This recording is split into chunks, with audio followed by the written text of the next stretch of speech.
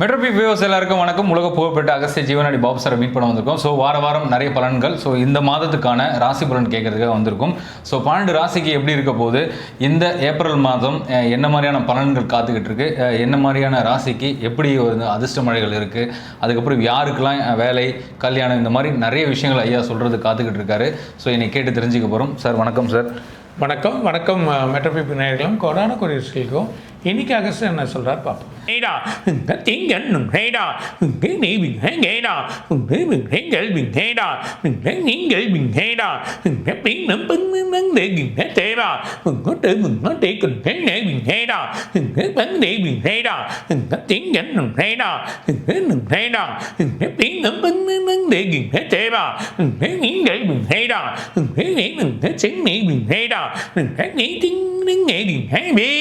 கும்பராசி ரொம்ப கேர்ஃபுல்லாக இருக்கணும். அதுவும் பர்டிகுலராக அவிட்ட நட்சத்திரம், சதய நட்சத்திரம், புரட்டாதி நட்சத்திரம் மூணுமே பலம் கிடையாது.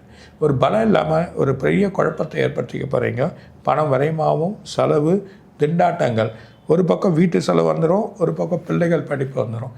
ரெண்டுமே இது பண்ண முடியாது. இதை பண்ண சொல்ல வேலையில் ஒரு டவுன் ஆகிடும். இந்த வேலை வழி வராது. இல்லை தொழில் பண்ணியதால் தொழில் டவுன் ஆகிடும். பணத்தை எடுக்க முடியாது. யாருன்னா வாங்கி தான் கொடுக்கணும். செயல்கள் சில வார்த்தைகள் வழியில் பிரச்சனையாகி அவங்க குழப்பத்தினால நீங்கள் மாட்டிப்பீங்க.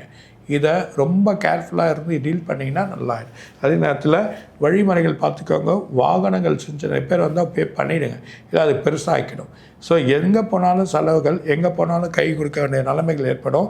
இடமோ வழியோ எதுவும் வாங்காதீங்க. ஏற்கனவே இன்வெஸ்ட் பண்ணால் சைலண்ட்டாக இருங்க. புதுசாக ஷேரில் போய் மாட்டிக்காதீங்க. பணத்தை இன்வெஸ்ட் பண்ணி தவிர்க்கக்கூடிய நிலைமை, கடன் வாங்கி செலவு பண்ணக்கூடிய நிலைமை, கடன் கைத்துக்கு அடங்காமல் போகும்.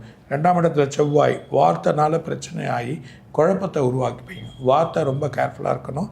யார்கிட்ட பேசுகிறோம் பொறுமையாக போகிறது தான் உங்களுக்கு நல்லது. அது இல்லாமல் கண்டிப்பாக சிவ வழிபாடு தான் பண்ணணும். திருநள்ளாறு போயிட்டு வந்துடுறேன்.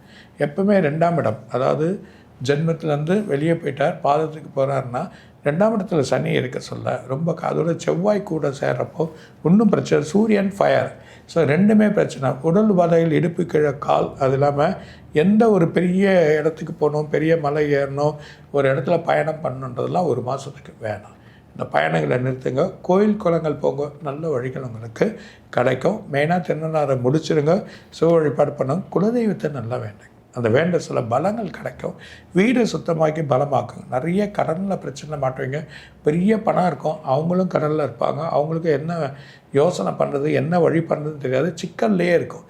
அந்த சிக்கல் விடுபடுறதுக்கு இந்த ஒரு மாதம் கேர்ஃபுல்லாக இருக்கிறது நல்லது. சூப்பர்.